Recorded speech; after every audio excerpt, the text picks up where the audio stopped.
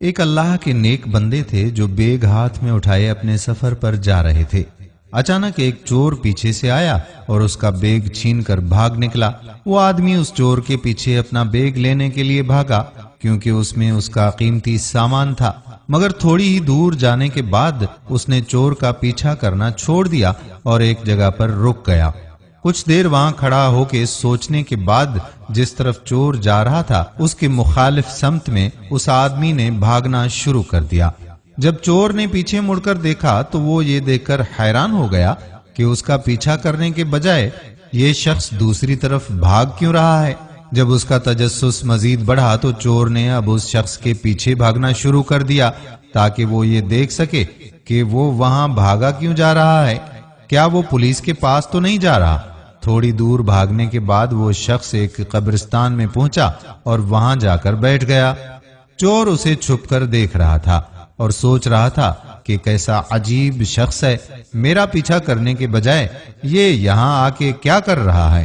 کافی وقت گزرنے کے بعد بھی جب وہ آدمی وہیں بیٹھا رہا تو چور سے رہا نہ گیا، تو وہ اس آدمی کے پاس گیا اور جا کے بولا کہ بھائی، میں وہی چور ہوں جو تمہارا بیگ چھین کے بھاگا تھا، یہ لو اپنا بیگ اور مجھے صرف اتنا بتا دو کہ تم میرے پیچھے بھاگنے کی بجائے یہاں آ کر کیوں بیٹھ گئے۔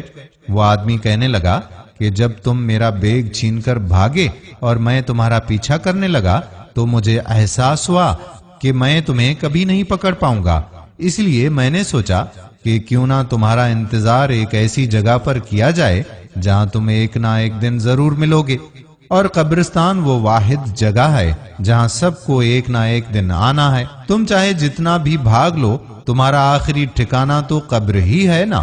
اب اس چور کو احساس ہوا کہ وہ اس دنیا کی عارضی اور معمولی سے فائدے کے لیے اپنی آخری منزل جو کہ قبر ہے اس کے لیے مشکلات کھڑی کر رہا تھا۔ اس نے اسی آدمی سے معافی مانگی اور اللہ کے حضور توبہ کی کہ وہ آئندہ سے چوری چکاری والے سب کام چھوڑ کر صرف اپنی آخرت کی فکر کرے گا۔ دوستو، ہم اس دنیا کی گہما گہمی میں اس قدر الجھے ہیں کہ یہ تو بھول ہی گئے ہیں کہ ہماری آخری منزل کیا ہے۔ ہماری قبر ہی ہمارا آخری ٹھکانہ ہے جہاں مرنے کے بعد ہم سب لوگوں کو جانا ہے۔ اگر ہمارے اعمال اچھے ہوں گے تو ہماری قبر ہمارے لیے جنت کا ایک باغ بن جائے گی، اور اگر ہمارے اعمال برے ہوں گے تو ہماری قبر ہمارے لیے جہنم کا ایک ٹکڑا بن جائے گی، اور قیامت کے دن تک ہمیں اس میں رہنا ہوگا۔ ہم دنیا میں جو کچھ بھی کماتے ہیں، ہمارا مال و دولت، ہماری اولادیں، دوست، رشتہ دار، زمین، جائیدادیں، سب یہیں رہ جائیں۔